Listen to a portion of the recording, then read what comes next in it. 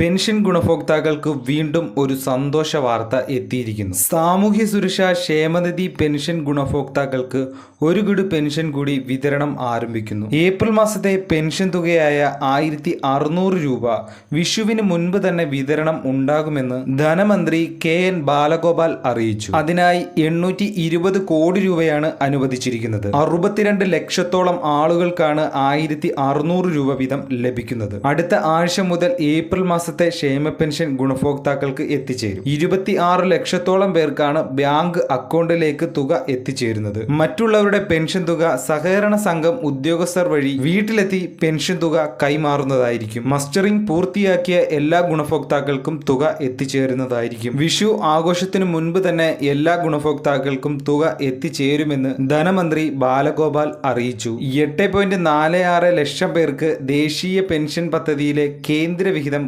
കേന്ദ്രമാണ് നൽകുന്നത്. ഇനിയും ഇതുപോലുള്ള ഇൻഫർമേഷൻ പെട്ടെന്ന് തന്നെ നിങ്ങളിലേക്ക് എത്തുവാൻ ഈ ചാനൽ സബ്സ്ക്രൈബ് ചെയ്തു വെച്ചോളൂ.